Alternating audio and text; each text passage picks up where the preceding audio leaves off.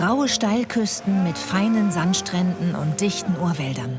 Ich muss ganz ehrlich sagen, dass ich bisher andere Dinge mit Spanien verbunden habe. Galicien ist eine Überraschung. Spaniens grüner Norden ist ein Paradies für Naturliebhaber.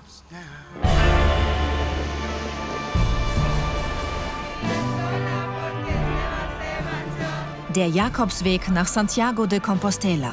Wir wollen wissen, wie sich Pilgern anfühlt. Man merkt auch noch, du strahlst richtig von innen. Warum Fischer an der Todesküste ihr Leben riskieren.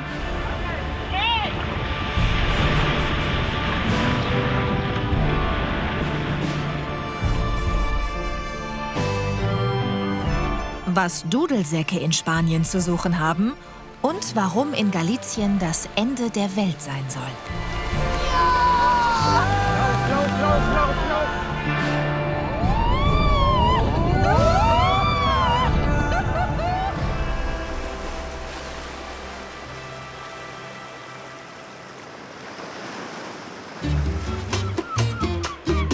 Galicien liegt am nordwestlichen Zipfel Spaniens. Es grenzt an Asturien, Kastilien, León und Portugal. Weltberühmt ist die Region für den Jakobsweg. Hunderttausende Pilger zieht es jedes Jahr auf den verschiedenen Routen nach Santiago de Compostela.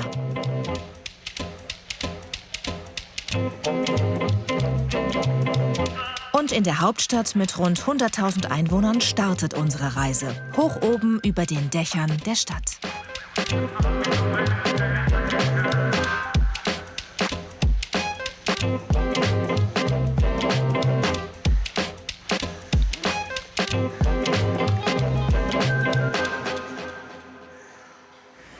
Das ist natürlich ein sensationeller Blick. Da lohnen sich die Stufen. Ich glaube, es waren ungefähr 200. Oh, der schöne Garten da. Ja, für viele ist Santiago de Compostela das Ende ihrer Reise, das Ziel. Und für mich fängt die Reise erst hier an. Denn es heißt, Galicien hat viel mehr zu bieten als den Jakobsweg. Und das schaue ich mir jetzt an. No diré nada de amor, porque sabes que te quiero. Va a decir que te quiero, no diré que te quiero, pero sabrás que te quiero. A las 6 hora española, solo para hablar, solo se sentía sola porque Seba se marchó. De vuelta a Buenos Aires, el dinero se acabó. In der Stadt wimmelt es nur so von Pilgern aus aller Welt, die ihre Ankunft am Ziel des Jakobswegs feiern, der Kathedrale von Santiago. Ich habe den Tipp bekommen, dass es hier ein internationales Zentrum für Pilgerinnen und Pilger gibt. Und dort soll es auch konkrete Ansprechpartner für Deutsche geben. Mit einem davon bin ich jetzt verabredet. Dann sind Sie Pfarrer Scheifele. Ja, herzlich willkommen. Hallo, Hi, wer bist ich bin du? Elisa. Hallo, Hi, Elisa. freut mich. Ich finde es toll, dass Sie sich kurz Zeit für mich genommen haben, weil ich ehrlich gesagt total überrascht war, dass man hier am Ende des Jakobsweges einen deutschen Ansprechpartner findet. Das ist schön. Wir sind immer hier. Und übrigens in Santiago sagt man du, ich bin der Markus. Ach, wirklich? Ja. Das gehört dazu? Unter Sehr Pilgern gerne. sagt man du. Die Deutsche Bischofskonferenz schickt im Sommer Mitarbeiter nach Santiago, um die Pilger zu empfangen. Markus kommt seit 6 Jahren. Elisa ist gestern am Ziel ihrer langen Pilgerreise angekommen. Wie ist das als junge Frau, diesen Pilgerweg alleine zu gehen? Ich bin ja den portugiesischen Küstenweg gelaufen. Das heißt direkt am Atlantischen Ozean entlang. Der war quasi links von mir und ich konnte gar nicht aufhören, ihn anzuschauen. Und ich musste manchmal einfach lachen, manchmal einfach weinen, manchmal einfach schreien. Es war einfach so überwältigend, wenn man mal Einheimische gesehen hat. Das war einfach so schön, dass die zum Beispiel aus dem Auto raus einen anhuben und rufen, gute Reise, buen camino. Man ist einfach so herzlich willkommen. Und das war einfach so, das tut einfach der Seele so gut. Ist das was viele Pilgerinnen und Pilger berichten von dieser Reise? Diese auch Emotionen, die ja sehr ich sag mal, gegensätzlich sind und alle in dieser Reihe, auf dieser Reise aufbrechen. Die Emotionen sind da. Die einen heulen, liegen sich in den Armen. Die anderen, die sind so voll Freude und schreien auf diesem Platz. Da ist immer so viel Leben da. Und das finde ich so faszinierend, auch hier in dieser Stadt und auch auf dem Weg. Berichten mir immer wieder Pilgerinnen und Pilger in ihren Sprachen, dass sie neue Freunde kennenlernen, tiefe Gespräche führen, aber gleichzeitig auch diese tiefe Emotionalität, die Elisa gesagt hat, immer miteinander teilen. Das ist das Großartige an diesem Weg.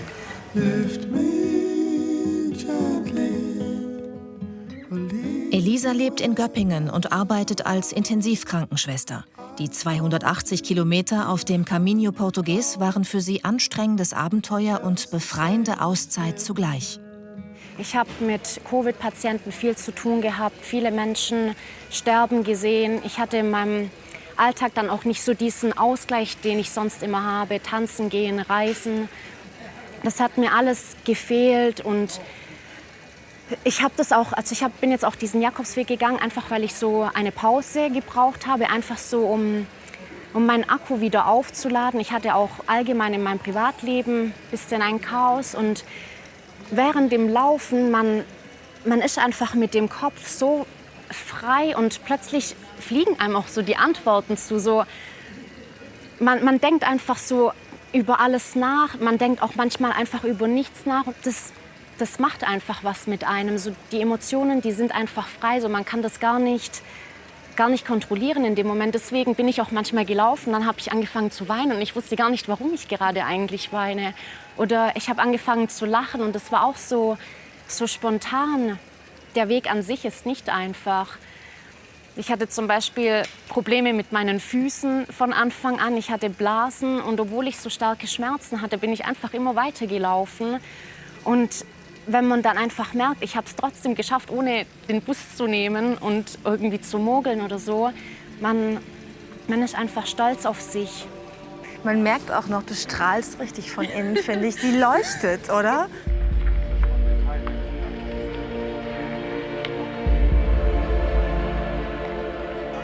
Gemeinsam gehen wir noch mal die letzten Meter zum Sehnsuchtsort aller Pilger, der berühmten Kathedrale von Santiago de Compostela.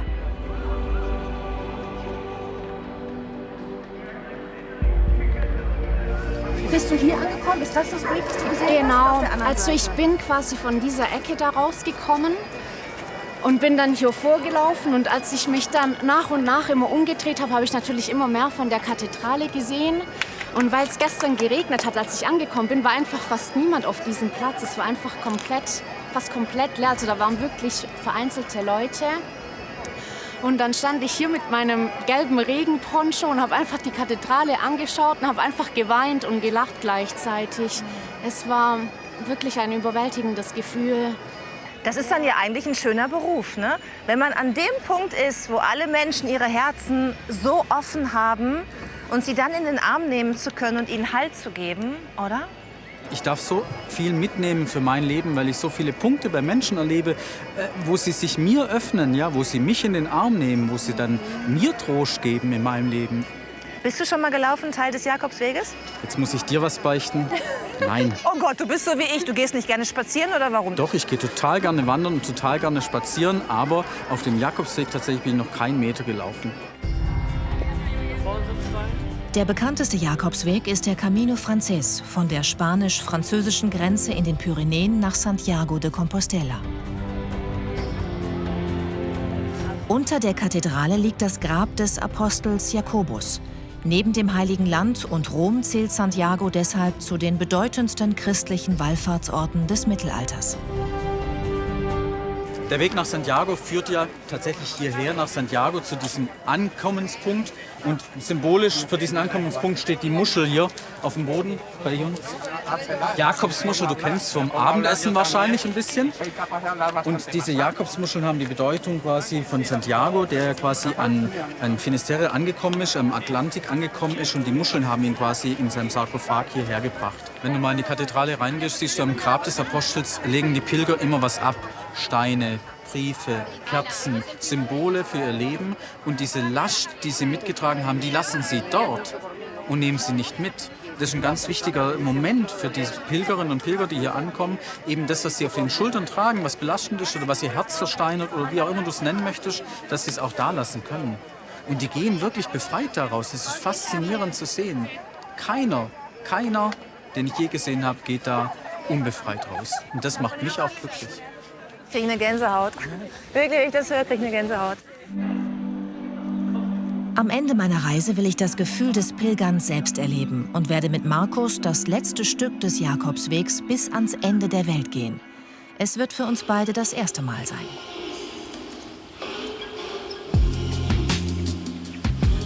Doch jetzt will ich erst mal entdecken, was Galizien noch zu bieten hat. Fjordähnliche Meeresarme und Flüsse schlängeln sich durch die Landschaft und erinnern an Norwegen. Sie sorgen für üppige grüne Wälder mit zahlreichen Baum- und Pflanzenarten. Die atlantischen Küstenwälder Galiciens zählen zu den besterhaltenen in ganz Europa.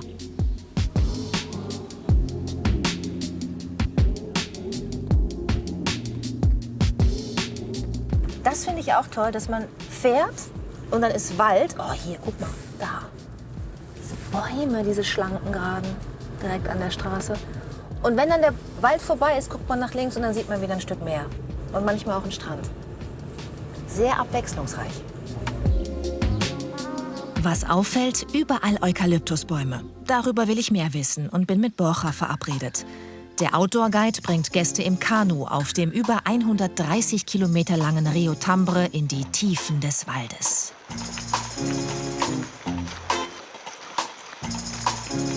Hola! Wie geht's? Muy bien! Ich bin Borja. Judith! Hallo. Hola! Mir ist aufgefallen, dass es in Galicien unglaublich schönen Wald gibt. Wir sehen ihn ja auch hier. Und ich würde gerne mehr darüber erfahren. Galicien nennt man das Land der 1000 Flüsse, weißt du? Hier regnet es sehr viel. Durch den Klimawandel zwar etwas weniger, aber bis heute bewässert der Regen unsere riesigen Wälder. Das ist der Grund, warum wir so viele Wälder haben. Komm, ich zeige dir den Wald, wie du ihn noch nie gesehen hast. Borja ist ganz in der Nähe geboren. Heute zeigt er Gästen vom Kanu aus seine Heimat und erklärt ihre Geschichte. Ich finde, ihr habt sehr schöne Brücken hier in Galicien. Die sind mir schon überall aufgefallen. Was hat es damit auf sich? Als die Römer damals hier in Galicien ankamen, bauten sie unzählige Straßen, die Vias Romanas, die das Land von Norden bis Süden durchqueren. Die Römer kamen damals aus Portugal über Braga bis nach A Coruña. Jedes Mal, wenn sie auf einen der tausenden Flüsse gestoßen sind, mussten sie eine neue Brücke bauen. Deswegen findet man bei uns auch noch heute so viele Brücken. Früher waren sie noch aus Holz, aber im frühen Mittelalter wurden sie aus Stein neu aufgebaut. So wie die Ponte Alfonso hier.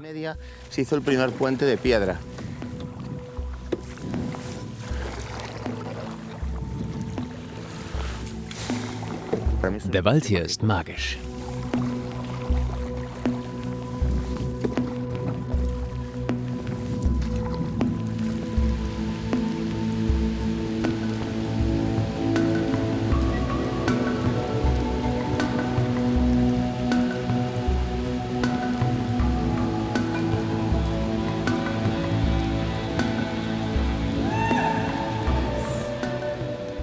Rund 3 Stunden fahren wir entlang des Fjords des Rio Tambre immer tiefer in den Wald hinein.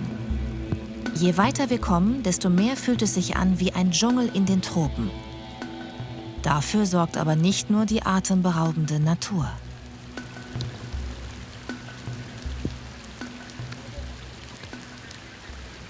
So, jetzt weiß ich auch, was vorhin damit gemeint war, dass es hier relativ feucht ist in Galicien.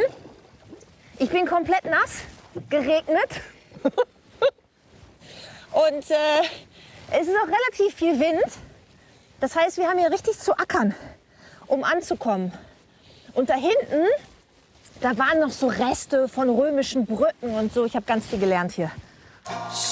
Kein Wunder, dass es in Galicien über 100 verschiedene Wörter für Regen geben soll. Borja macht das Wetter nichts aus. Er verbringt seine Zeit fast ausschließlich im Wald, um Besuchern die unberührte Natur zu zeigen.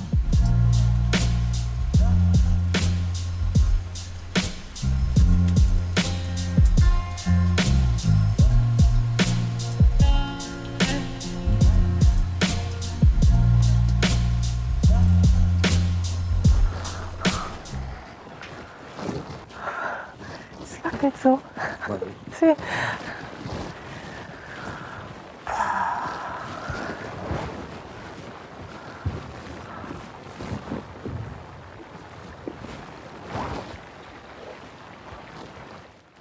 Das ist ein echtes Abenteuer.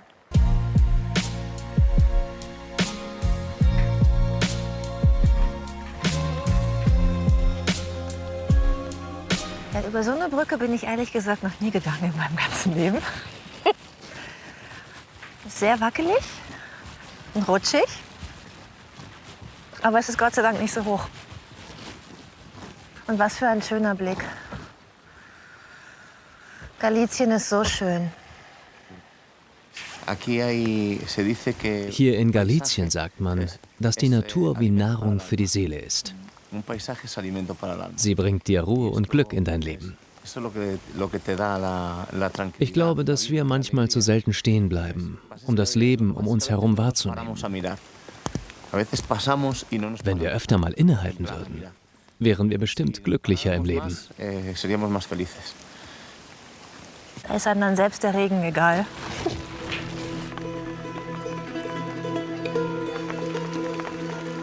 Mitten im Dschungel ist dann genau die Zeit und Ruhe, um mal stehen zu bleiben und die kleinen Dinge zu entdecken. Der ganze Wald riecht nach Eukalyptus. Eukalyptus, Sí. Wenn es wärmer wäre, wäre es wie in der Sauna mit Aufguss. Ein Mönch brachte den Eukalyptus im 19. Jahrhundert nach Galicien und damit nach Europa. Ein Baum braucht bis zu 500 Liter Wasser pro Tag. Wegen des feuchten Klimas verbreitete er sich schnell, doch das ist ein Problem.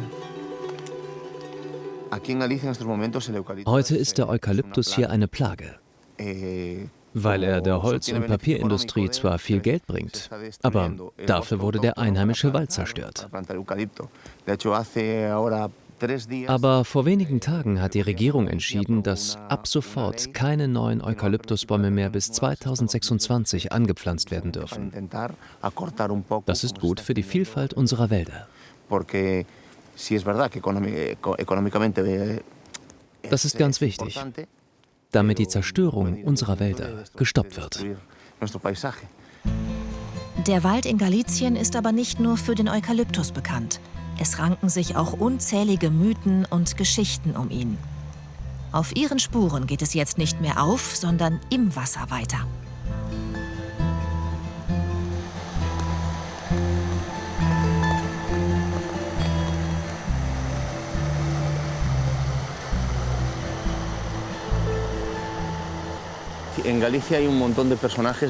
In Galicien leben die meisten Menschen bis zum Mittelalter im Wald. Denn es gab damals noch keine Wege und keine Kommunikation untereinander, weshalb sie im Einklang mit dem Wald lebten. In dieser Zeit entstanden auch viele Mythen und Legenden von mystischen Figuren, die hier in den Wäldern lebten, wie zum Beispiel den Trasnos, die vergleichbar sind mit Kobolden oder Trollen. Oder die sogenannten Moras, die sogenannten Damen des Waldes. Laut deren Legende sollen hier im Wald irgendwo Töpfe voller Gold versteckt worden sein. Diese Sage stammt noch aus der Zeit der Kelten. Vor mehr als 2000 Jahren siedelten sich im Nordwesten Spaniens Kelten an. Viele uralte keltische Riten haben bis heute Bestand. Den Steinen und dem Meer werden beispielsweise übernatürliche Kräfte zugeschrieben. Die könnte ich bei unserer Tour durchs Wasser jetzt auch gebrauchen.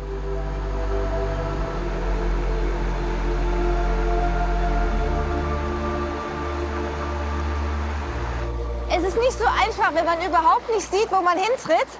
Die Strömung so stark ist, die Steine so super hubbelig und alles sehr, sehr glitschig.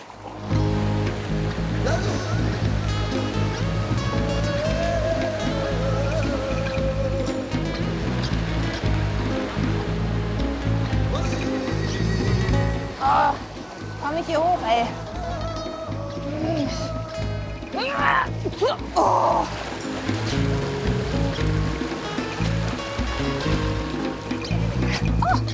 Okay. Jetzt zieh's durch.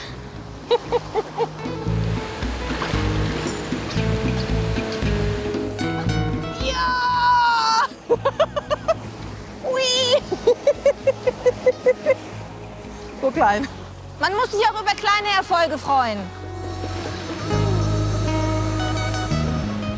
Die Höhenunterschiede unter Wasser sind extrem groß. Manchmal geht der Fuß ins Wasser, du siehst überhaupt nicht, wo du hintrittst, weil es so eine schnelle Strömung ist und auch noch der Regen kommt. Da hat man überhaupt keinen Blick hier rein. Und du setzt den Fuß ab und er geht weiter, weiter, weiter, weiter und findet keinen Halt. Und dann steckt er irgendwo in so einer Spalte und du kriegst ihn nicht mehr richtig raus. Das hört sich jetzt sehr dramatisch an, aber so ein bisschen so ist es. Und deswegen ist es so anstrengend. Weil eigentlich geht man ja nur spazieren. Dafür soll am Ziel unserer Canyon-Tour ein ganz besonderer Schatz auf mich warten.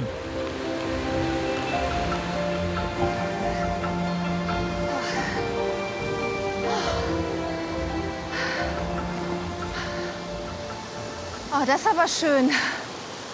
Super schön. Wow. Der Wasserfall ist ein magischer Ort voller Energie. Man sagt, als die Araber damals in Santiago ankamen, haben sie die Glocken der Kathedrale gestohlen und hier am Fuße des Wasserfalls an der tiefsten Stelle versenkt. Und das ist keine Legende, sondern eine wahre Geschichte. Noch heute sagt man, dass die Glocken anfangen zu läuten, wenn Gefahr für die umliegenden Dörfer droht. Das wiederum ist aber eine Legende. Und ich weiß nicht, ob wir die Glocken hier finden. Hast du die Glocken schon mal gesehen? Nein, ich habe die Glocken noch nicht gesehen. Aber lass uns doch gemeinsam danach suchen.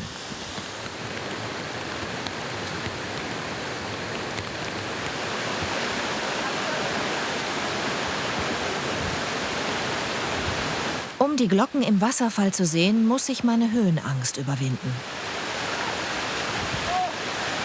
Okay, der Plan ist jetzt, dass wir da runtergehen, ja?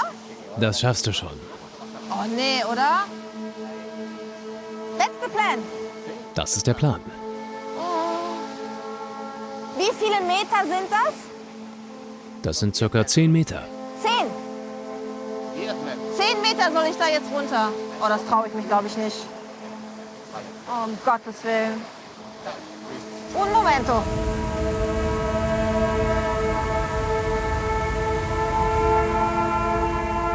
Ich habe Angst. Wirklich. Ich sterbe. Jump? Jetzt will er, dass ich da runterspringe. Nein! Im Ernst, das machen Touristen hier in Spanien? Touristen? Da runter?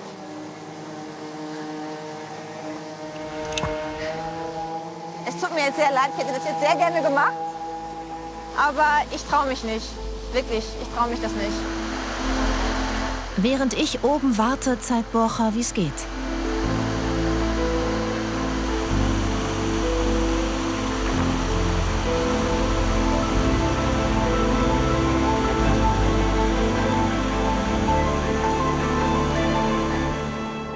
Auch ohne Glocken ein Erlebnis. Die wilden Wälder Galiciens sind magische Orte für Abenteurer und Naturliebhaber.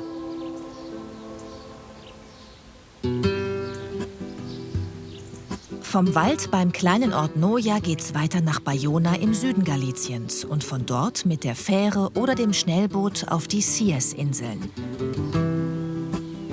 Nach dem nassen und grünen Galicien soll uns hier Karibikgefühl mit Traumstränden erwarten. Ich bin gespannt. Agora vou lhe mostrar Caribó com ciranda, vamos todos cirandar.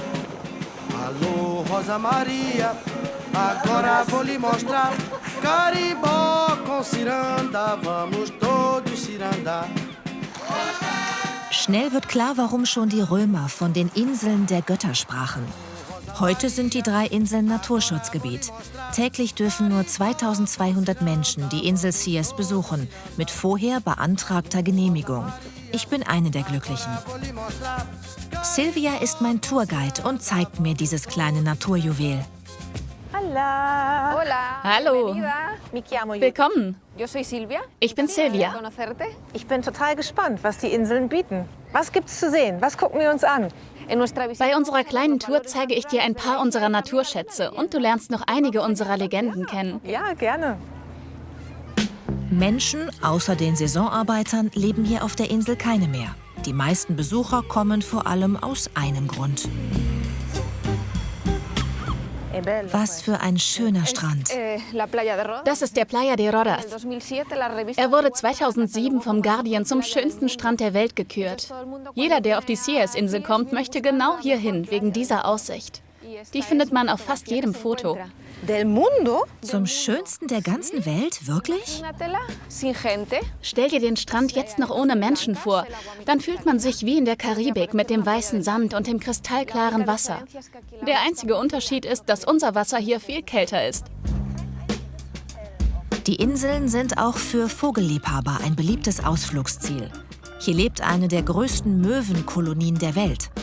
Doch eine Vogelart hat dabei eine ganz besondere Bedeutung. Schau, das ist einer der geschützten Vögel des Parks, der Cormoran moñudo. Er schmückt das Wappen des Nationalparks und steht unter Naturschutz. Das Besondere an ihm ist, dass er sein Futter nur aus dem Meer holt. Damit er tief genug tauchen kann, müssen seine Federn nass genug sein, so ist er schwerer. Und da das Wasser hier so kalt ist, kommt er nach der Futtersuche immer zurück auf den Felsen und wärmt sich in der Sonne, damit seine Körpertemperatur wieder steigt. Hotels gibt es keine, dafür aber einen Campingplatz für maximal 600 Gäste pro Nacht. Auch hier gilt, früh buchen.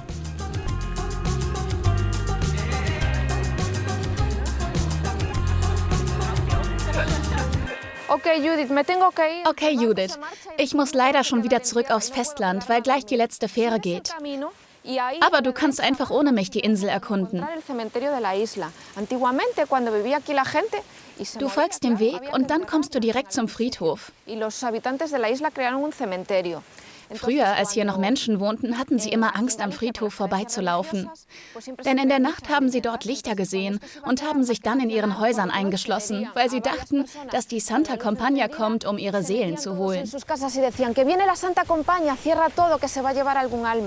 Super, jetzt hat Silvia mich hier alleine gelassen in diesem legendenreichen Wald. Und ich kann alleine zu diesem Spukfriedhof gehen. Toll.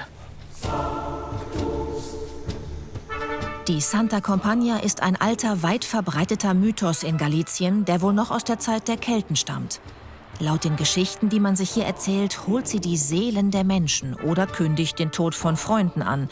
Aus diesem Grund trauen sich viele auch nicht am Friedhof vorbei. Zu Recht? Ja, so eine paradiesische Insel und da ist da plötzlich ein Friedhof.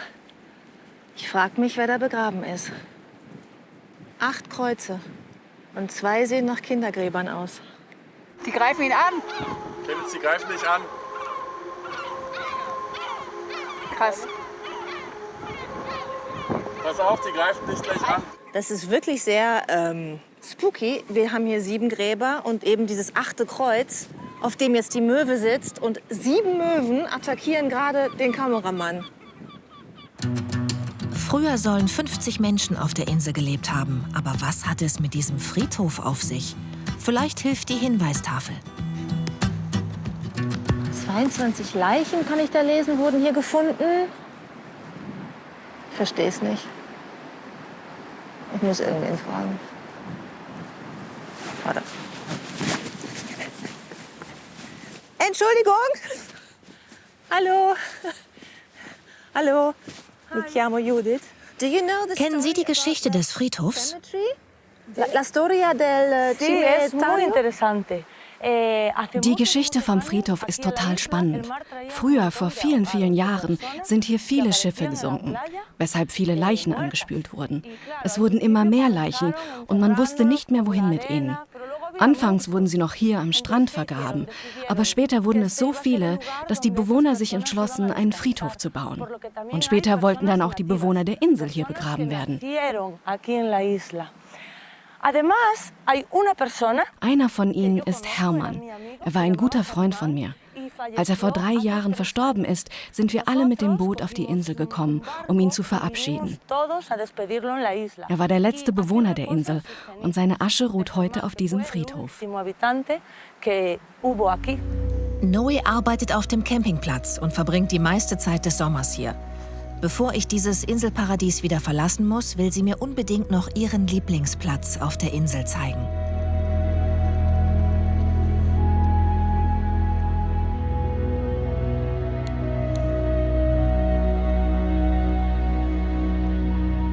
Das ist schön. Meine Güte. Gefällt es dir? Oh ja, a lot. Ist das schön.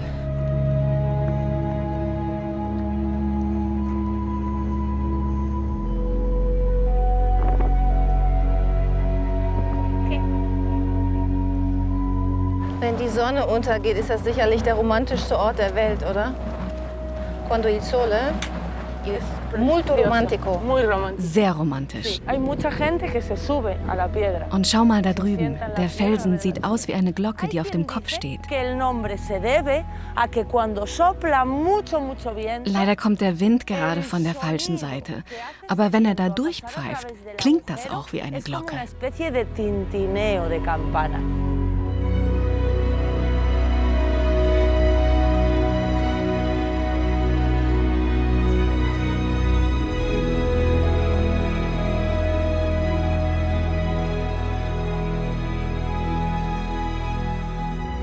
Dieser Blick, ein echtes Erlebnis.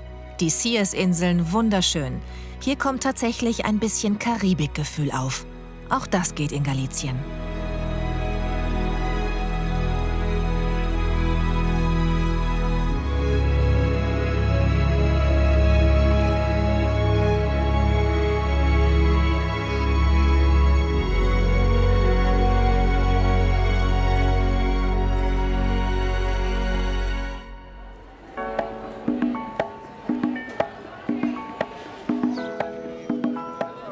Zurück in Santiago, der lebendigen Hauptstadt, in der viele kleine Restaurants Meeresfrüchte und andere galizische Spezialitäten anbieten.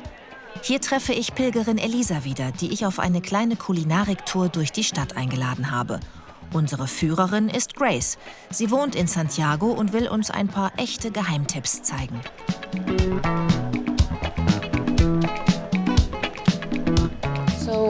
So, das hier ist unsere erste Location. Hier geht's rein? Ist das eine der Bars, die du empfiehlst? Ja, das ist eine echt typisch spanische Taverne. Mit so richtig leckerem, traditionellem Essen? Ja, genau. Und hier gibt es eine Spezialität, die Setas. Ach, wie heißt das noch gleich? Das sind Pilze.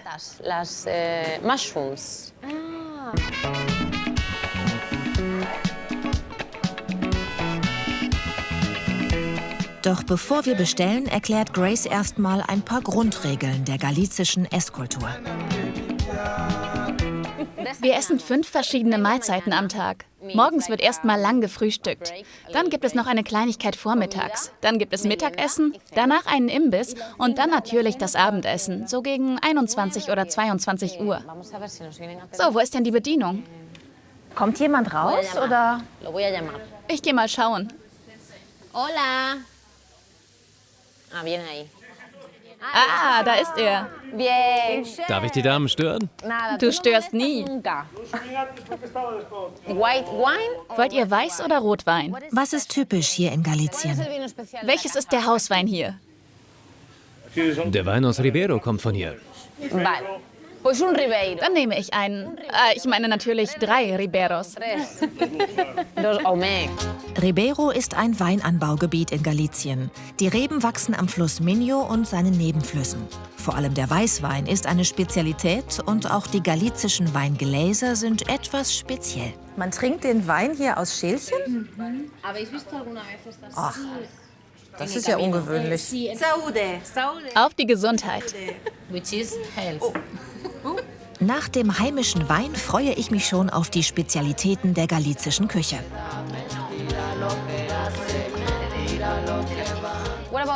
Was haltet ihr davon, wenn wir 3 verschiedene Gerichte bestellen? Passt das? Also, wir hätten gern chipirones, also Tintenfisch, Schweineohren und Zorza. Das ist mariniertes Schweinefleisch. Perfekt, alles klar. Gracias. Okay, und was ist das jetzt? Pues chicas. So, Chicas. Esto es queso gallego. Das ist echter Käse aus Galizien. Wir nennen ihn San Simon. Ein sehr würziger Käse. Smoky Cheese, rauchiger Käse.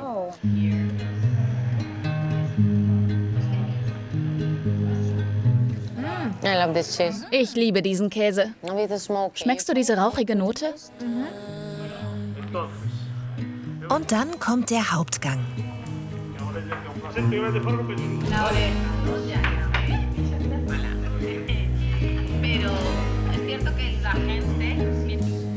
Girls. Mädels. Okay, das sieht ein bisschen komisch aus. Was ist das? La oreja. Schweineohren. Die sind hier ein typisches Gericht. Übersetzt das mal. Díselo, díselo. Also es sind Schweinsohren und die werden einfach gekocht und dann mit Olivenöl und mit Chili obendrauf. Das ist sehr typisch hier. Okay. Die sind knusprig weich.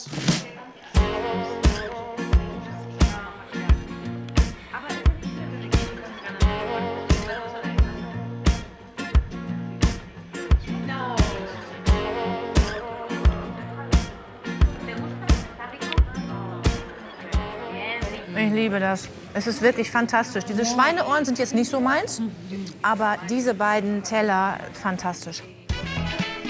Jetzt geht's ins Nachtleben von Santiago. Durch die Universität mit mehr als 40.000 Studierenden leben auch viele junge Menschen in der Stadt. Also Mädels, ich zeige euch jetzt den schönsten und magischsten Garten in Santiago. Habt ihr Lust? Ja, natürlich.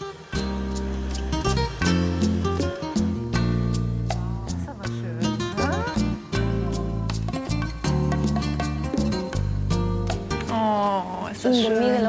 Und das mitten in Santiago. Grace, das sieht einfach fantastisch aus. Was für ein schöner Ort.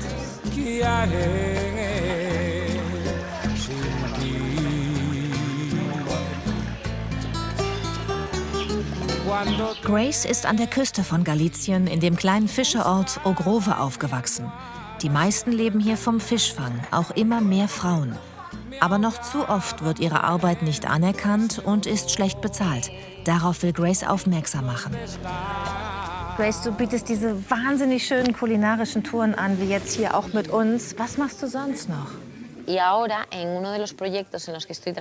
Gerade plane ich einen Kunstmarkt, der nur von Frauen organisiert wird.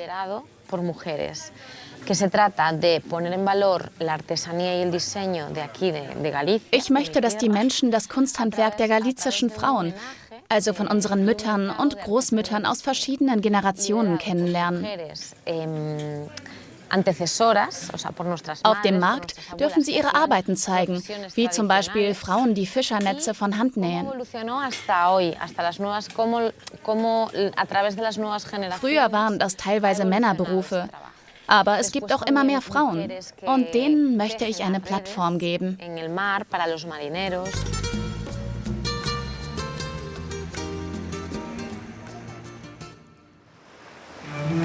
Einige dieser Frauen möchte ich unbedingt kennenlernen. Dafür reise ich am nächsten Tag an die Costa del Morte, die Todesküste.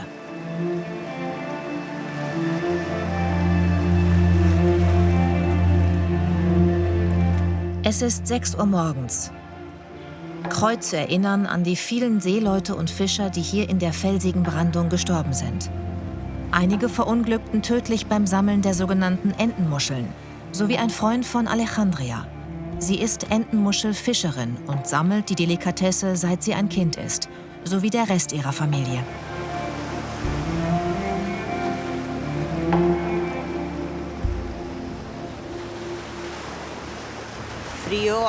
Das Wetter heute ist gut. Kalt ist es, wenn wir 6 oder 8 Grad haben und wenn es regnen würde. Denn dann wäre es schwerer, die Entenmuscheln zu finden. Wenn es gleich losgeht, bin ich voll konzentriert und schaue nur noch raus aufs Meer. Für die sogenannten Percebes, die ledrigen schwarzen Meeresfrüchte, geben Gourmets schon mal 200 € pro Kilo aus. Deswegen riskieren die Entenmuschelfischer ihr Leben. Bleibt bitte immer hinter mir und passt bitte gut auf euch auf. Denn ich habe keine Zeit, nach euch zu schauen.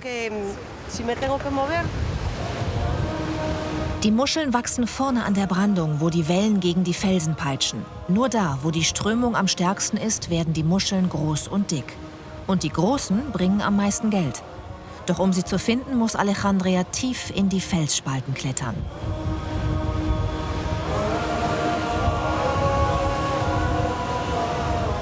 Den Fischern bleibt nur wenig Zeit. In 3 Stunden ist die Flut zurück. Sie müssen schnell arbeiten und trotzdem vorsichtig sein, damit niemand von den Wellen erwischt wird. Aus sicherer Entfernung möchte ich von Alejandrias Kollegen Roberto wissen, wie gefährlich der Job ist. Wir sind die Gefahr gewöhnt. Das gehört einfach dazu. Die Gefahr gehört einfach dazu.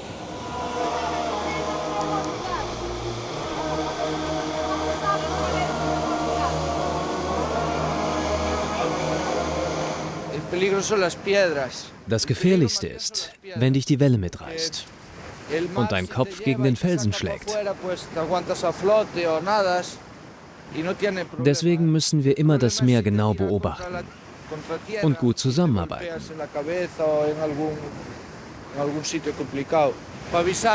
Wenn wir eine Welle sehen, warnen wir uns gegenseitig und rufen ganz laut, damit sich jeder schnell in Sicherheit bringen kann.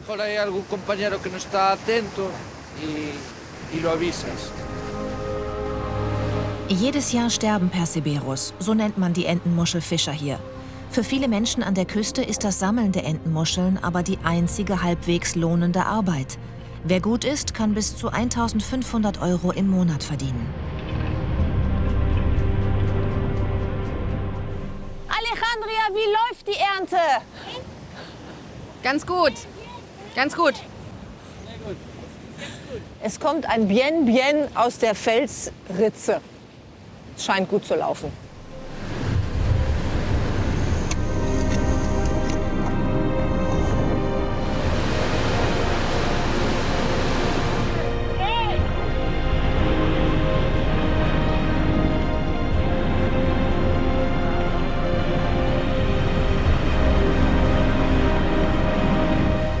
Jetzt will ich selbst mal eine Entenmuschel suchen, da wo die Wellen nicht ganz so hoch sind. Roberto macht den Job schon seit mehr als 20 Jahren und hilft mir. Ich habe eine Entenmuschel.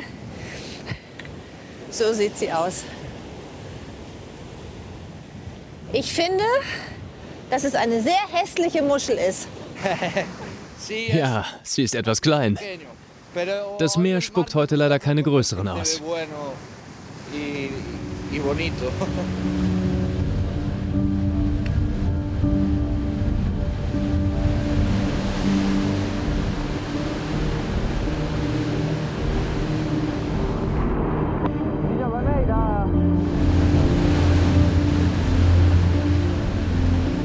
Wenn ich mir das hier so angucke und weiß, wie gefährlich das ist, dann frage ich mich, warum macht ihr diesen gefährlichen Job? Warum hast du dir das ausgesucht? Ich habe mit 16 die Schule abgebrochen und dann angefangen, Entenmuscheln zu sammeln.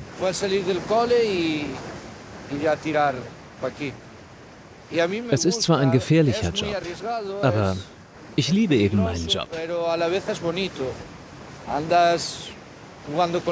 Manchmal kannst du zwischendurch auch mal schwimmen gehen. Das Meer ist nicht immer so wild wie heute. Und es ist einfach schön, hier draußen in der Natur zu sein.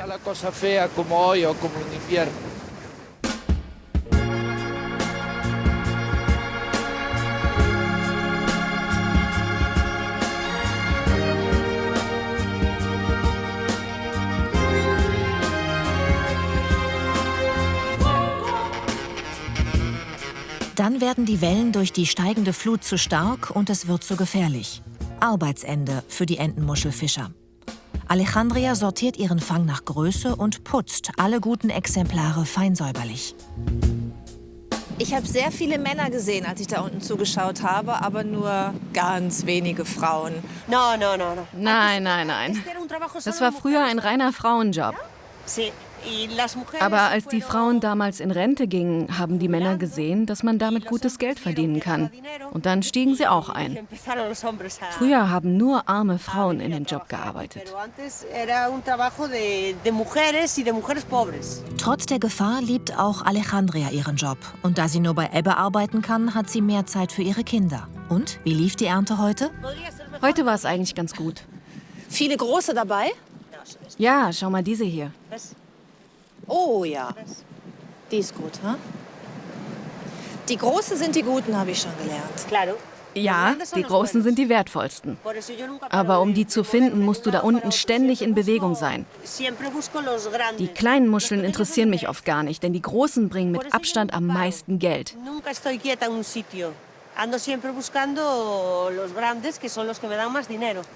Die Unterschiede sind groß.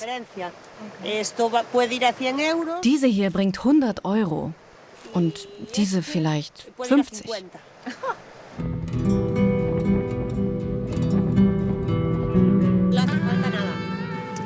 Oh, sehr salzig. Ja. Im Winter bekommen sie mehr Geld für ihre Ernte als im Sommer. Wie viele Entenmuscheln sie fangen dürfen, ist von der Fischereibehörde klar geregelt, damit sich der Bestand immer wieder erholen kann.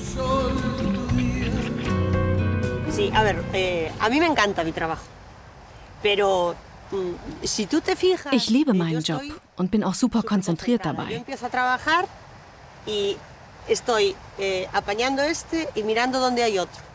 Ich mache das nicht wie die Männer.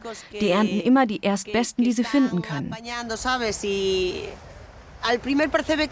Wenn ich eine gefunden habe, dann schaue ich immer schon parallel nach der nächsten. Ich bin in einer anderen Welt, wenn ich arbeite. Es interessiert mich dann auch nichts anderes. Aber pro Tag kann ich nur 2,5 Stunden arbeiten und darf maximal 6 Kilo ernten. Und wir alle sind natürlich auch immer davon abhängig, dass uns das Meer nichts antut.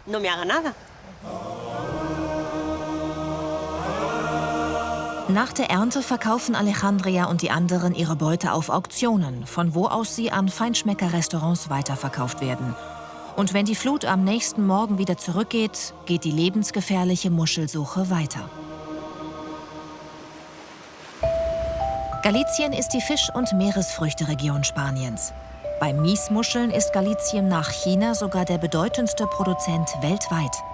In den 5 großen Flussmündungen, den Rias Baixas, liegen große Aquakulturfarmen. Durch das Zusammentreffen von Salz und Süßwasser wachsen hier auch andere Delikatessen wie Jakobsmuscheln und Austern sehr gut.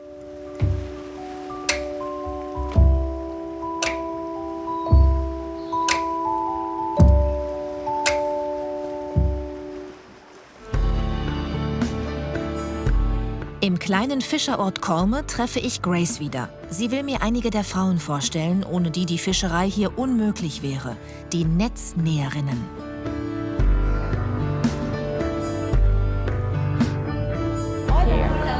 Hallo, ich habe heute eine Besucherin mitgebracht.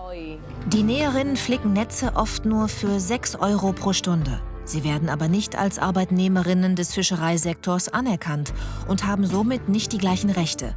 Deshalb will Grace den Frauen und ihrem Handwerk mehr Aufmerksamkeit schenken. Ist das schwer zu lernen? Nein, das ist nicht so schwer. Du kannst es gerne mal ausprobieren. Sie sagt, dass du es gerne mal ausprobieren kannst. Oh ja, sehr gerne würde ich es probieren. Du musst das Brett vor dir nehmen und auf deinen Schoß legen. Hier? Okay. Dann nimmst du die Spindel. Das ist unser Werkzeug. Die Spindel also. So? Genau. Hier? Okay. Nein, so. Und jetzt steckst du die Spindel durch das Seil. Ja. Ah, also hier drum? Hier dazwischen. Ah, wir schaffen das schon. Hier durch.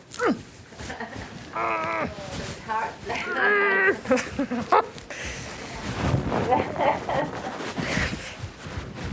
will manage it. Ich schaff das schon. So, ja. Bien. Gut gemacht.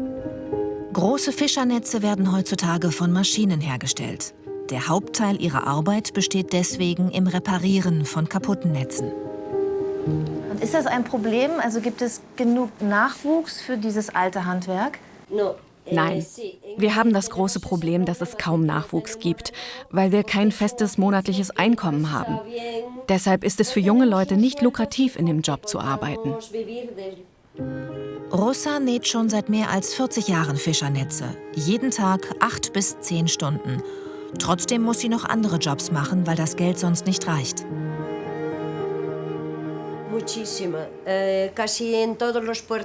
Fast alle Menschen, die an einem Hafen leben, müssen von der Fischerei leben. Ohne die Fischerei können wir keine Netze machen. Und ohne unsere Netze könnten die Fischer nicht arbeiten. Das eine hängt vom anderen ab. Die Fischerei ist aber auch sehr gefährlich.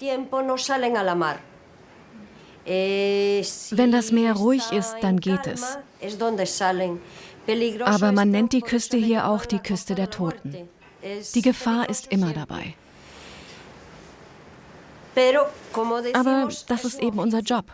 Und wir müssen raus, um Geld zu verdienen. Du sagst, wie gefährlich die Fischerei ist und dass Menschen auch sterben. Ist den Menschen in deiner Familie auch schon mal was passiert? That fisherman in her family also? Ja, mein Opa ist beim Fischen gestorben. Dein Großvater, das tut mir leid. Your grandfather.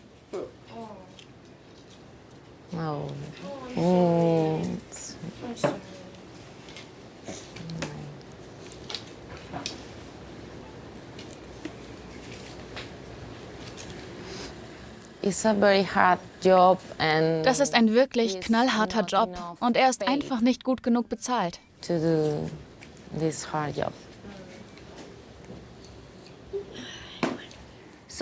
Dann ist sie bestimmt froh, dass ihr Ehemann kein Fischer ist, oder? Does not do the fisherman job, huh? Entonces, bueno, en parte te alegras de que tu marido no se dedique a la mar, ¿no? Ja. Ja, auf jeden Fall. Rosa und die anderen lassen sich immer was Neues einfallen, um ihr Handwerk zu bewahren.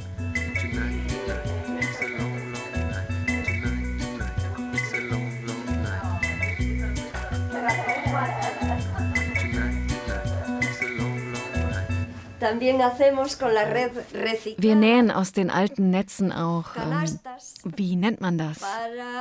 Netze für Basketballkörbe. Ah, Basketball. Ach, Basketballnetze. Und die Taschen hier drüben haben wir auch aus alten Netzen hergestellt. Und das hier, und das, und das. Ah, das ist aus recycelten Netzen. Das ist toll. Das ist auch gut für die Umwelt, wenn man die nicht im Meer zurücklässt. Das ist Neopren und recyceltes Netz. Beeindruckende Geschichten von starken Frauen. Und das werden nicht die letzten auf dieser Reise sein.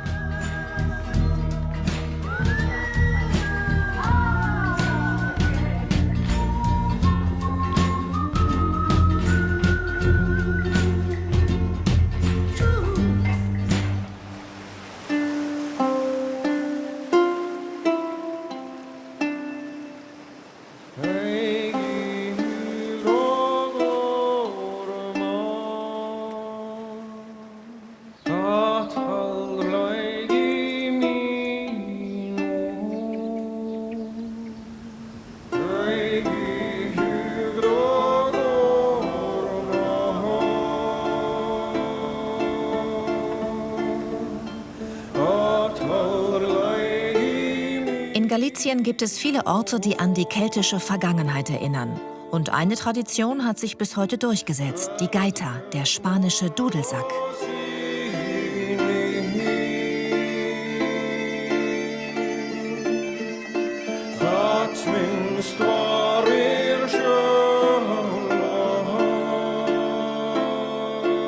Hola. Hello. Judith. Roger. Alvaro. Roger. Alvaro. Hallo. Ja, ich würde mich gerne mal umgucken. Denn ich bin sehr überrascht, dass es in Galicien Dudelsäcke gibt. Ich habe das bisher immer mit Schottland verbunden. Vielleicht könnt ihr mir zuerst mal erklären, warum es dieses Instrument hier überhaupt gibt. Warum wir hier den Dudelsack haben? Na, weil er das nationale Symbol von Galicien ist. Es ist ein richtiges Symbol für Galicien. Warum? Galicien ist ohne Dudelsäcke einfach unvorstellbar. So wie der Oktopus zu uns gehört.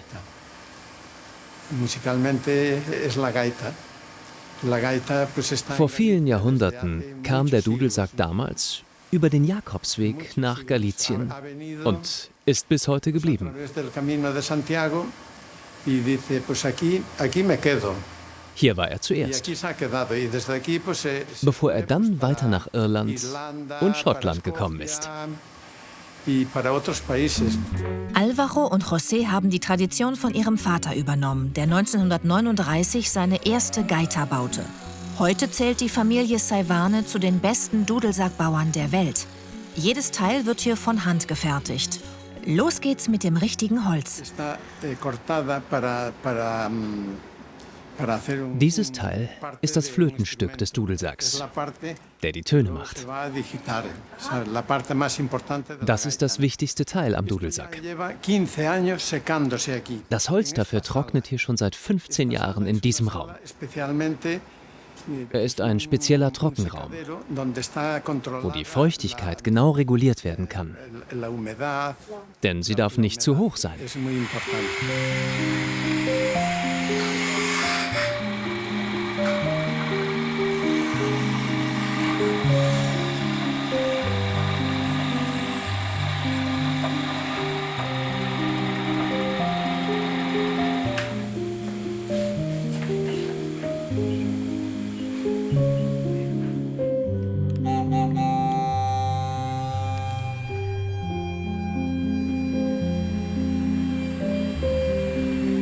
Seit der Gründung des Familienbetriebs hat sich die Gaita musikalisch weiterentwickelt. Zusammen mit unserem Vater haben wir vieles in der Werkstatt weiterentwickelt. Und heute arbeiten wir mit der jüngeren Generation zusammen.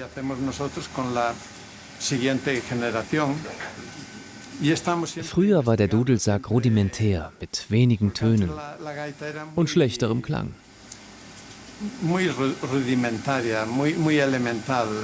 Du konntest ihn einfach nicht richtig stimmen. Heute stimmt Alvaro die meisten Dudelsäcke selbst. Dabei spürt er die Vibrationen der unterschiedlichen Töne am ganzen Körper. Sind das alles verschiedene Größen? Ja, der eine ist nur für C-Dur, der andere für Moll und so weiter. Früher gab es nur welche für C-Dur. Wir bauen Dudelsäcke für alle verschiedenen Tonarten und haben das über 80 Jahre immer weiterentwickelt. Rund 300 Dudelsäcke werden hier jedes Jahr gebaut. Von etwa 1.000 bis zu 15.000 € kostet so ein Unikat. Könntet ihr beide euch auch einen anderen Beruf vorstellen? Können schon, aber wir haben uns diesen Beruf ausgesucht, weil wir das vom Vater übernommen haben. Und er hat den Dudelsäcken sein gesamtes Leben geopfert. Diese Tradition wollen wir weiterführen. Jetzt will ich den Meister endlich spielen hören.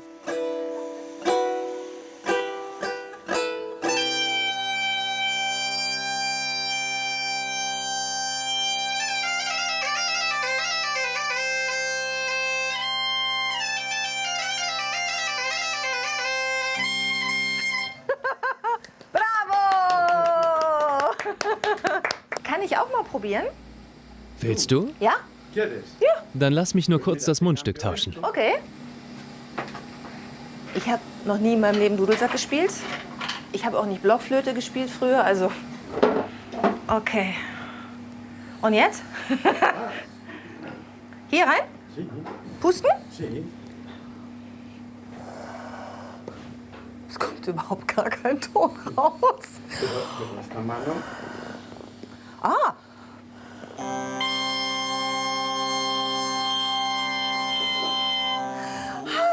Okay, also Prinzip ist folgendes. Man muss erst den ganzen Blasebalg aufpusten und dann kommt irgendwann ein Ton, wenn man schon ganz verzweifelt ist. Die Schotten haben mit dem Spielen des Dudelsacks damals viele Kriege gewonnen, ohne mit Gewehren zu schießen. Weil es so viele waren. Und so laut. Der Feind ist aus Angst einfach geflohen.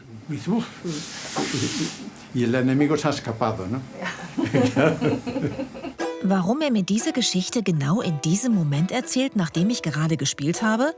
Naja, vielleicht lag es aber auch einfach an dem Dudelsackmodell. Für deutsche Kunden bauen wir die Dudelsäcke immer etwas größer, weil sich das besser an ihre Körper anpasst. Die Liebe zur Gaita wird in dieser Familie vererbt. Alvaros Tochter Susana ist eine weltweit erfolgreiche Dudelsackspielerin und in Galicien ein großer Star. Das ist Susana. Susana, hola. Wie geht's? Muy bien. Ja, dein Vater hat gerade gesagt, wie stolz er auf dich ist, dass du so eine begnadete Musikerin geworden bist.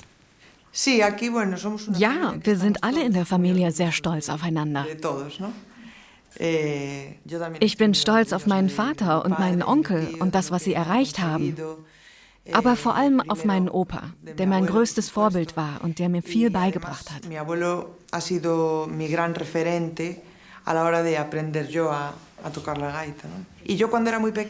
Ich habe schon mit 3 oder 4 Jahren angefangen zu spielen. Hier habe ich noch meinen ersten Dudelsack. Das war die erste? Ja? Ja, mein erster Dudelsack. Ich habe damals auch gerne Musik von Michael Jackson und Madonna gespielt. Aber auch von bekannten galizischen Gruppen wie den Milladoiro.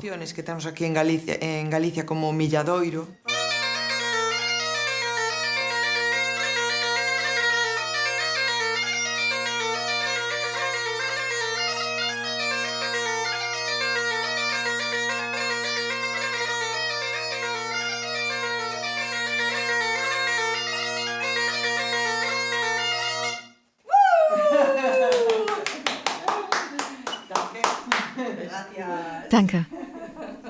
Damit bist du dann ja auch so eine Art Botschafterin, ne? Auch für Nordspanien, für Galicien, auch wenn du auf internationalen Festivals bist. Ja, und das ehrt mich sehr. Für kleine Kinder, die gerade anfangen, Dudelsack zu spielen, bin ich ein großes Vorbild. Und das ist eine riesige Verantwortung.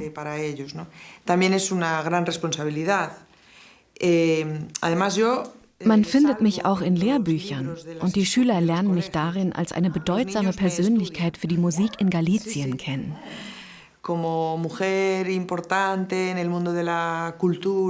Das macht mich sehr stolz, dass ich den Frauen auch eine Stimme geben kann. Frauen waren in Galicien schon immer wichtig, aber wurden früher noch zu selten in Geschichtsbüchern erwähnt.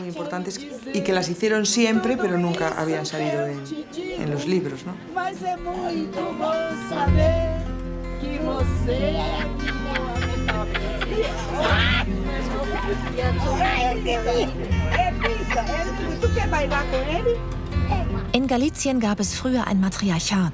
Im 19. und frühen 20. Jahrhundert sind viele galizische Männer nach Lateinamerika ausgewandert, um dort bessere Jobs zu finden. Die Frauen mussten dann nicht nur in den Familien, sondern auch in der Gesellschaft mehr Verantwortung übernehmen.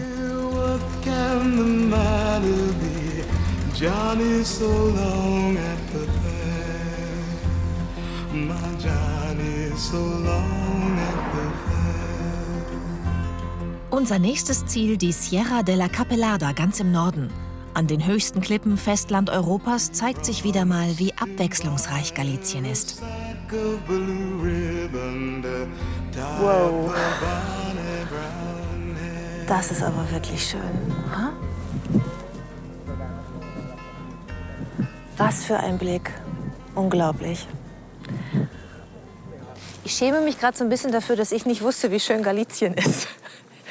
Ich finde, es sieht so ein bisschen aus, also so stelle ich mir Irland vor. Ich war noch nie in Irland, aber mit diesem Grün, was so direkt mit einer schroffen Küste ins Wasser geht und einer ziemlich starken Brandung auch, die man da unten sieht. Und da Da vorne, guck mal, da sind Pferdeäppel. Und das bedeutet, dass hier freilaufende Pferde sind. Das habe ich nämlich gelesen. Dass es hier in Galicien freilaufende Pferde gibt, vor allen Dingen so in den Bergregionen, Wildpferde. Fühle ich mich direkt zu Hause. Doch bevor ich mich auf die Spuren der Wildpferde begebe, erstmal den atemberaubenden Ausblick genießen. Am höchsten Punkt sind die Klippen 620 Meter hoch.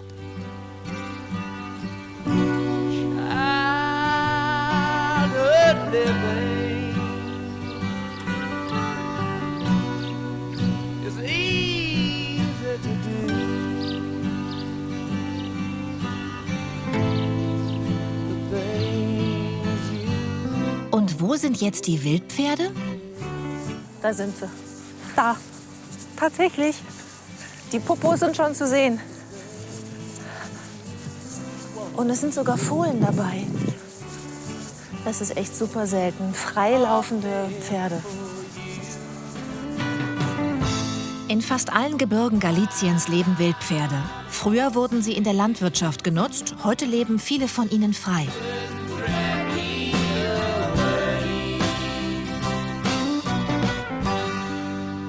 Grüne Wiesen, die bis ans Meer reichen.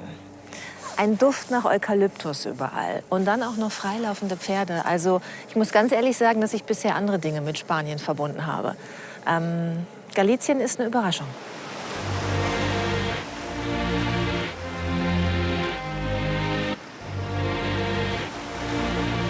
Und Galicien ist ein beliebtes Ziel bei Surfern. Hier am Praia de Pantin findet gerade ein internationaler Wettkampf statt. Mit dabei Camilla Kemp.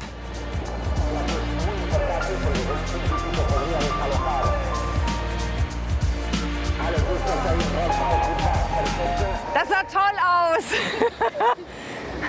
Bist du zufrieden? Ja, auf jeden Fall. Es gibt gute Wellen und es macht Spaß. Das heißt, immer zufrieden, ja. Die in Lissabon geborene Deutsche hat einen großen Traum. Du bist Deutsche. Ja. Das hört man, obwohl du einen Akzent hast. Ja, Wo lebst du? Ich lebe in Portugal, in Cascais. Meine Mutter ist Deutsche, mein Vater ist Holländer. Und ich surfe seit 2 Jahren jetzt für Deutschland. Wegen den Olympischen Spielen, weil das ein großes Ziel für mich war, ein großer Traum. Und ja, weil ich mich auch ziemlich deutsch fühle, muss ich sagen. Die Wellen an Galiciens Stränden sind nicht nur was für Profis.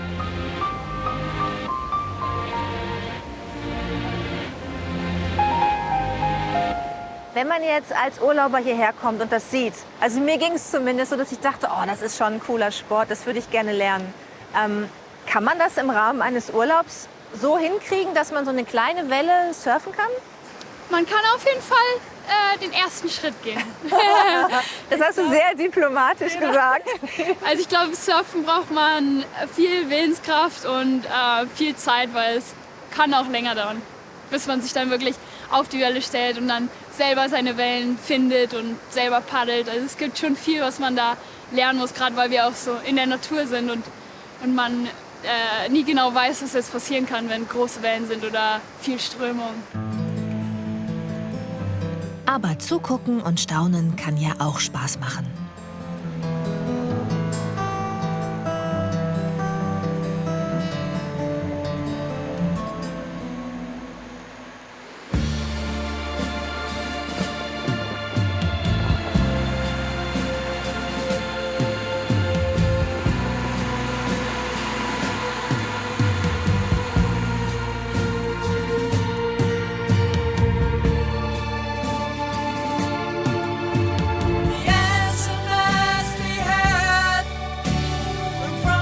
Die weiten Landschaften Galiciens lassen sich am besten aus der Luft erleben. Es gibt da nur ein Problem. Ich habe Höhenangst. Wir probieren das jetzt mal aus. Siehst die Steine hier? Ein Stück weiter vorne sind wir schon in der Also Luft. ich soll Richtung Abhang laufen? Du sollst Richtung Abhang laufen. Gott, ich versuch's. Gut. Ich mache das jetzt auch deshalb, weil ich mich immer noch schäme, dass ich am Wasserfall mich nicht getraut habe. Ich lag nachher im Bett und habe gedacht, warum hast du das jetzt nicht gemacht? Jetzt also Paragliding mit Fluglehrer Jürgen. Ich bin zumindest nicht ganz allein. Melanie und ihr Mann sind auch dabei. Habt ihr beide das schon mal gemacht? Nee. Ach, auch noch nicht? Nee. Ich krieg das gerade geschenkt. Ach so. Von meiner Frau. Habt ihr gerade eine Krise oder warum schenkst du ihm sowas? Er wollte das gerne mal probieren. Hast du Angst? Heute Morgen habe ich noch dicke Hose gemacht. Mittlerweile kriege ich Gänsehaut. Also ich könnte mir vorstellen, ich werde langsam nervös. Und das Schöne ist, du machst zuerst und ich schaue dann zu, wie du wiederkommst und dann fahre ich. Ich teste das. Und dann wird es ernst. Darauf vorbereitet sein, wenn der Schirm hochgeht. Wenn ich den kontrolliert über dem Kopf habe, dann sage ich Renn. Und Rennen heißt, der Schirm bremst uns, versuch mal mich zu ziehen. Mehr, stärker. Okay. Das wäre alles. Um den Start noch etwas hinauszuzögern, verwickle ich Jürgen in ein Gespräch. Wie bist du nach Galizien gekommen? Eigentlich hat die ganze Sache mit einem R4 angefangen, den ich verkauft habe in Deutschland. Der Mann war Spanier und die haben erzählt, dass die jetzt nach Santiago umziehen. Und dann haben wir gesagt, toll, dann gehen wir euch besuchen.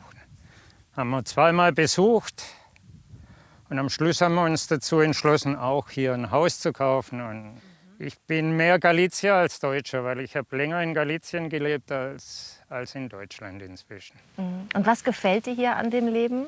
So gut, dass du gar nicht mehr zurückkommen magst? Das Essen. Ich liebe galizisches Essen, auch Meeresfrüchte und sowas. Meine Frau, die Galizierin ist natürlich.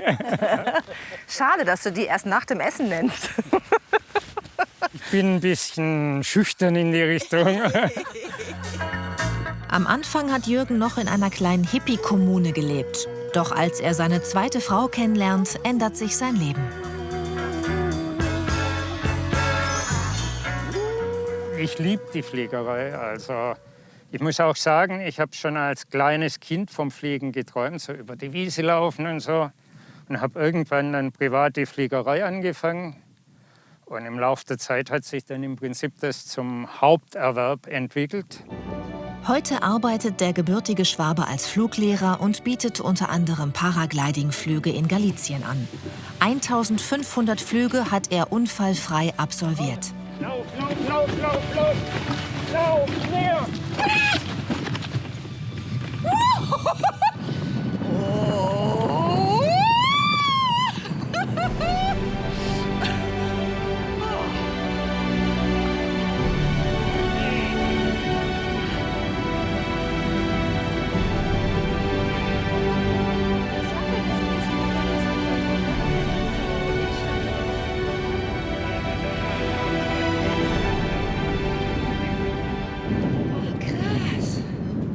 Meine Beine zittern, Jürgen.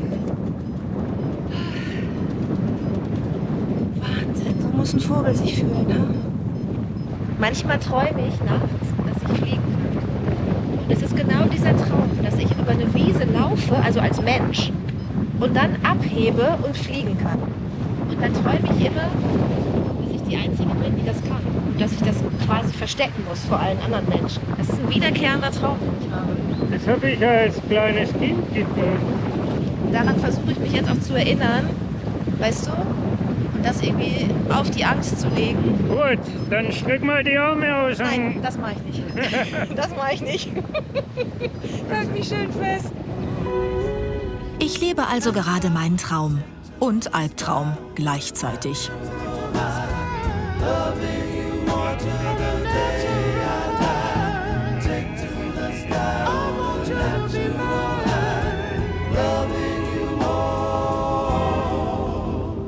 Aber wie schön man hier Galiciens Wälder sieht, ne? Und wie grün das Land ist. Ja. Ach, schön. When I see you on the street, my heart skips a beat. Doch dann läuft irgendwas schief. Das wird knapp.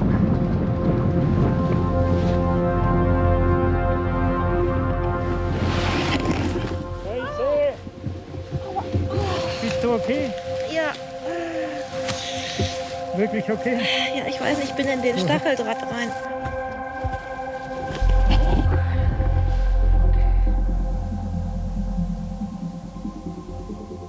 Mit voller Wucht vor diesen Betonpfeiler. Und jetzt tut das weh, ganz schön doll. Ich weiß auch nicht, vielleicht ist es nur geprellt, aber vielleicht ist auch was Schlimmeres. Naja, ist eine Risikosportart, ne? Ich kann aber alle Finger noch bewegen, Jürgen. Das ist ein gutes Zeichen. Oh, ich bin so froh, dass du alles bewegen kannst. Also. Gott, wir beiden. Mir tut so leid. Jetzt habe ich dich so gut gehabt. Und dann muss ich so aufhören. Normalerweise reicht es hier rein, aber dann kam mehr Wind. Und ich habe das gesehen, dann habe ich versucht, den Schirm runterzuzwingen. Und hat einfach nicht gereicht, hier drin zu landen. Das zeigt dir, wenn du sowieso fliegen willst, dass die Höhe viel besser ist als hier der Boden. Du hast absolut recht, die Gefahr geht vom Boden aus. Die Gefahr geht vom Boden aus und nicht von der Höhe. Jürgen, ich glaube, wir brauchen Schnaps, ne?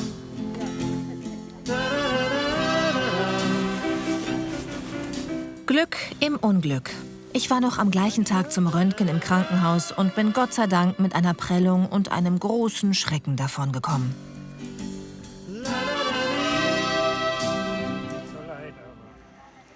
Wir kehren noch einmal nach Santiago zurück. In der Kathedrale dürfen wir den Domdekan Don José bei den Vorbereitungen für den Gottesdienst begleiten. Er arbeitet seit 42 Jahren hier. Gracias. De nada. Oh. Qué bello. Wie schön.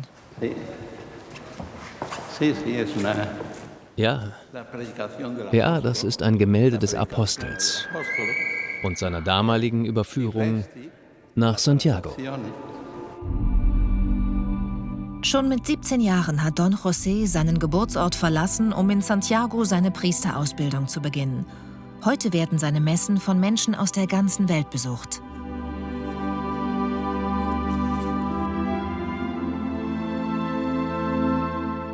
Da draußen in der Kirche sitzen jetzt so viele Menschen aus allen Nationen der Welt.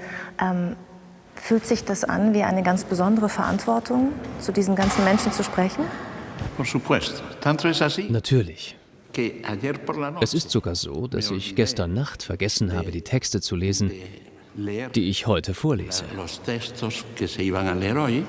Und als ich um 6 Uhr aufgestanden bin, um 5, bin ich ins Bad gegangen und habe den Text durchgelesen.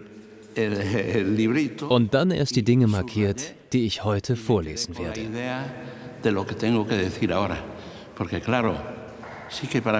Gerade hier in Santiago ist es als Pfarrer eine besondere Verantwortung zu predigen. Denn die Pilger kommen hier in einer sehr sensiblen Verfassung an. Ich möchte den Leuten Licht und Hoffnung geben. Und wir dürfen bei diesem besonderen Gottesdienst dabei sein.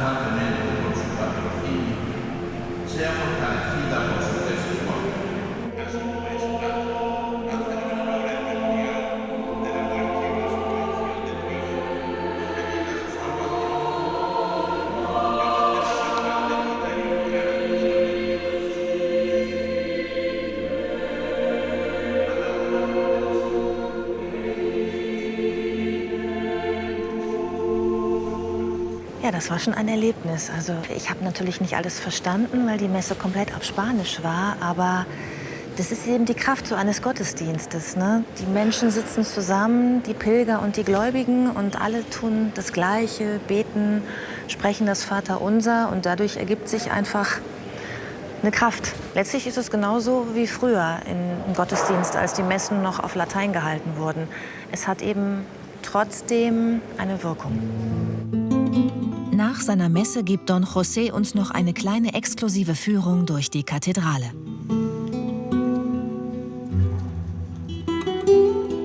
Haben Sie das Gefühl, Sie kennen ja viele Kirchen, dass diese Kirche eine besondere Energie hat, weil so viele Menschen kommen, die hoffen, die diesen Weg hinter sich haben, diesen Jakobsweg und viel auf sich genommen haben? Die Kathedrale ist ein sehr besonderer Ort. Die Menschen, die hierher pilgern, machen auf dem Jakobsweg große Veränderungen durch. Und wenn sie dann hier ankommen, versuchen sie das Gelernte für ihr zukünftiges Leben anzuwenden.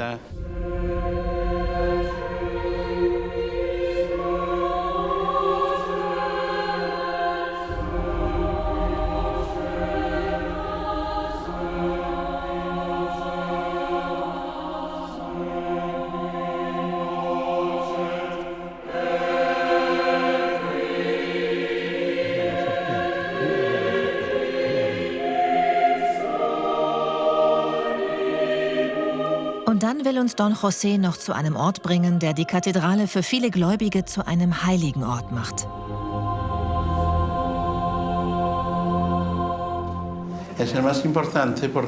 Das ist der wichtigste Ort der Kathedrale. Denn das sind die Gebeine von Apostel Jakobus und seinen 2 Schülern, Athanasio und Theodoro, die ihm sehr nahe standen und bei seiner Überführung dabei waren.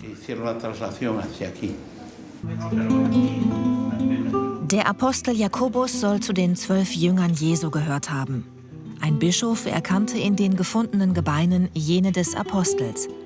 Nach Rom und Jerusalem gehört Santiago damit zu den wichtigsten Wallfahrtsorten der katholischen Kirche.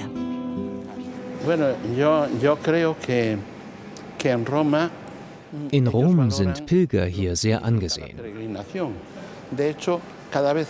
Ich habe schon mit Papst Franziskus zu Abend gegessen. Er schickt auch immer lange Briefe an unseren Bischof hier in Santiago. Sie sind sehr glücklich darüber, dass regelmäßig so viele Pilger hierher kommen. Denn die Pilgerwanderungen sind ein guter Ort für Gespräche und den Austausch über das christliche Leben. Don José wurde im kleinen Ort Carril in die Kirche hineingeboren, denn seine Eltern und alle Nachbarn im Ort waren streng gläubig, so wie die meisten Menschen in Galicien. Was ist für Sie Galicien? Galicien ist sehr zärtlich. Wir nennen es Agarimosa. Das Herz ist hier wichtiger als der Kopf. Immer, stimmt. Der Galicier ist sehr gastfreundlich. Wenn wir Galicien verlassen müssen, dann empfinden wir viel Schmerz. Auf Spanisch sagt man Heimweh, aber wir nennen es Moriña. Das heißt so viel wie Nostalgie. Gracias. De nada. A vosotros. Danke. Bitte. Dankeschön. Bitte schön. Einen schönen Tag noch. Ciao. Ciao. Ciao. Auch ich habe schon etwas Abschiedsschmerz, aber noch bin ich nicht am Ende der Welt angekommen. Von Santiago führt eine rund 100 Kilometer lange Wanderung nach Finisterre. Streng genommen gehört dieser Camino nicht zu den Jakobswegen, da er nicht in Santiago endet, sondern dort startet. Doch er ist ein echter Geheimtipp. Mit Seelsorger Markus hatte ich mich am Anfang unserer Reise verabredet, das letzte Stück gemeinsam zu gehen. Wir waren vorher beide noch nie auf dem Jakobsweg. Jetzt kriegen wir zumindest mal einen kleinen Eindruck, wie es ist zu pilgern, ne? Das stimmt. Zumindest die letzten Meter haben wir miteinander zum Ende der Welt. Was ist das Besondere hier an diesem letzten Abschnitt, den viele ja gar nicht mehr machen? Also viele kommen einfach hierher, um wirklich einen Abschluss zu machen von dieser Pilgerwallfahrt. Das sehen wir nachher an dem Schlusspunkt auch, wo wirklich damals das Ende der Welt war für die Menschen. Es gab ja noch keine Schiffe, die jetzt von hier aus weitergefahren sind. Eine Vorstellung der Menschen war wirklich hier das Ende angelangt. Und von da aus führt natürlich aller Weg nur noch zurück.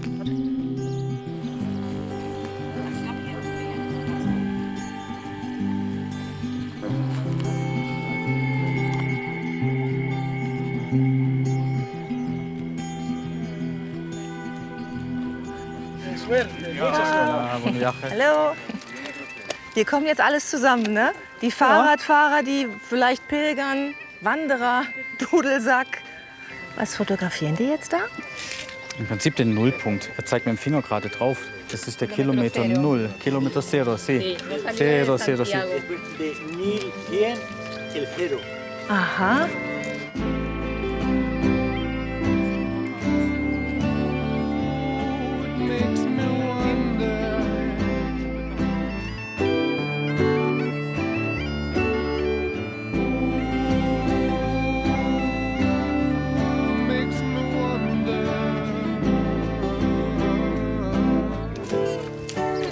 Ganz besondere Stimmung hier.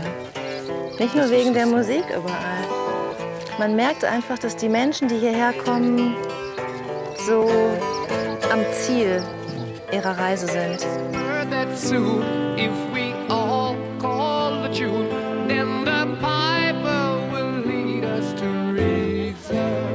Die Pilger, die lassen hier ihre Schuhe einfach zurück. Früher haben sie ja alles verbrannt, ihre ganze Pilgersachen. Es war wie so ein Abschlussritual. Als sie nach Finisterre gekommen sind, haben sie ihre alten Socken, ihre alten Schuhe genommen und hier am letzten Punkt, genau da. Ganz viele. Ein Schuhgrab.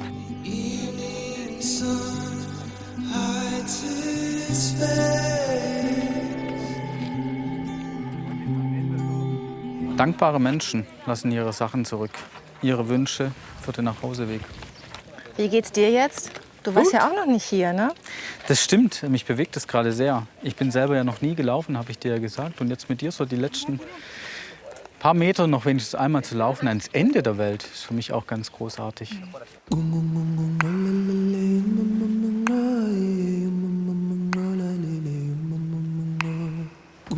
Zeit, Abschied zu nehmen.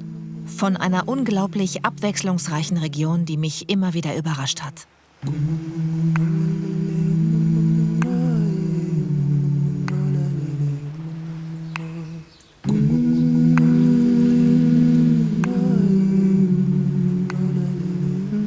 Das Ende der Welt ist auch das Ende meiner Reise. Es war ein Abenteuer in jeder Beziehung. Das Gute ist, ich habe es überlebt und ich habe halt wahnsinnig schöne Erfahrungen gemacht auf dieser Reise. Menschen getroffen, die mich fasziniert haben. Menschen getroffen, die wahnsinnig gefährliche Jobs auch haben und trotzdem ihren Beruf so lieben. Es war wie eine kleine Weltreise an einem Ort. Ich habe an Australien gedacht, an die irische Küste. Es hat unglaublich viel zu bieten, dieses Galizien, dieses Nordspanien, was man ja gar nicht so auf der Reisekarte, auf der inneren hat. Und ich bin froh, dass ich diese Reise machen konnte. Auch weil ich Menschen kennengelernt habe, die so sehr von innen gestrahlt haben. Also das Gespräch mit unserer Pilgerin hat mich nachhaltig beeindruckt. Ich denke sogar darüber nach, den Jakobsweg jetzt auch mal selber zu gehen.